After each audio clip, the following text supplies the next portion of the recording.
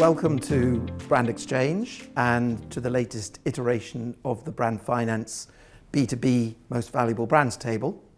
It's a great pleasure to see you all here today to discuss the issues that arise from this report. Brand Finance, as you probably know, has been in business for 30 years. This is our 30th anniversary. We have always specialized in the measurement of brands and the valuation of brands. And as it happens, this morning I was chairing a committee of the International Standards Organization Valuation Standard Committee, which is very interesting. When we first published that over 15 years ago, it didn't get much of a response, but in the time that's elapsed, it has now become a very hot topic, and many organizations are now looking at the value of brands and trying to understand the value of brands as drivers of intangible value. So, as I say, we've been in business 30 years, we've been pursuing standards for many of those years, and we have been publishing league tables for 20 years now, so this is the 20th anniversary. When we began valuing brands for our tables, we looked at all brands, whether they were B2B, B2C, or B2G. We published those every year, and nowadays we publish them at Davos. So we get huge coverage, huge amount of interest in these extremely valuable brands. But our friends from the IAA and the ANA asked us to specifically focus in on the value of B2B brands. Where it comes to B2B brands, they're somewhat complex in that you can have pure B2B brands.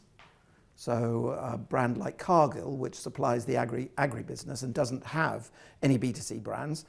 You can have mixed brands, someone like Apple or Google, who basically service both the B2C market and the B2B market, and quite often the B2G market as well, business to government, that is. And so you get a variety of these things. And there is a third quite interesting category, which is B2B2C. So for example, if you are trying to get at the consumer audience, you first need to talk to an intermediary business to business audience. Now, in our tables and in our results, we have split between those three, and it throws up a lot of interesting aspects. One of the most interesting aspects is that somewhere in the order of half the value of all brands that we measure is actually in the B2B category. So it has been long overlooked as a major source of brand value. The fact is that many people have not actually believed that B2B is a category where brands really matter. And one of the things that has happened over the last 4 years, while we have been publishing this study with the IAA, and we're here to discuss it today, there has been a growing recognition that brands are just as important in the B2B sector as they are in the B2C sector. And that secondly, they require very heavy investment in order to get the message through, even though the target audiences may be smaller.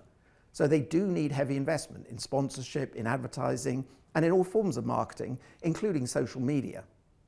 And the other interesting insight is, and what we have demonstrated over the last 4 years, is that emotional, non-functional advertising and communication messages are just as important for building B2B brands as they are in a B2C context. People generally assume that emotional messaging is something which really only applies in the B2C sector.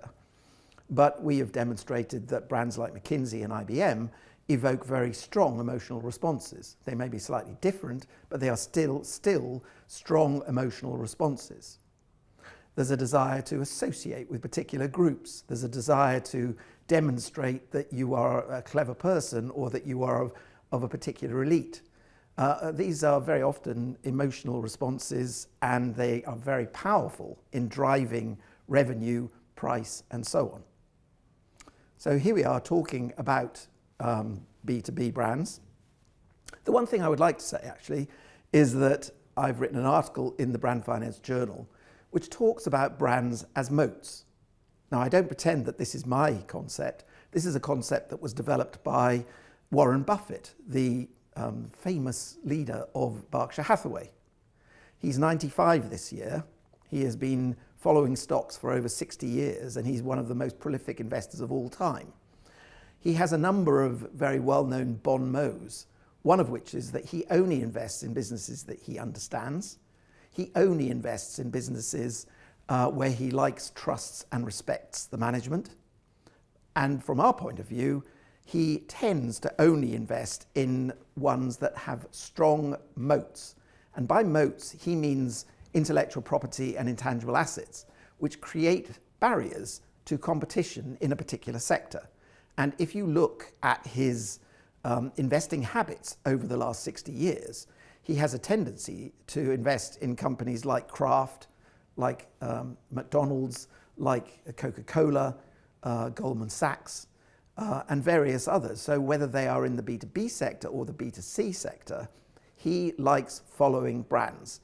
And I think his description of brands as moats and intellectual property as moats is very apposite. It allows you to hold out the competition. There are a number of attributes that brands bring to companies and to the brands that the companies own. Clearly they bring stability of demand, they bring lower risk, they bring extra volume, but above all they bring pricing power. And this is something that Warren Buffett has talked about quite a bit. He and Charlie Munger, his old partner, used to sit at the annual meeting that they hold every year in Omaha, and they used to laugh about the fact that if a company, when it comes round to its pricing negotiations each year, is worried about putting 1% on the price, they know they don't have a great brand, they know they don't have the moats that he so values. He says that those that do have strong brands can rely on being able to put up their prices at least at the level of competition, if not higher. And that is why he likes investing in them and has always liked investing in them. Now, interestingly, this year was the first year in 60 years that he has not been on the main stage at his annual general meeting. He's handed over to the new CEO. But he did talk on the fringe.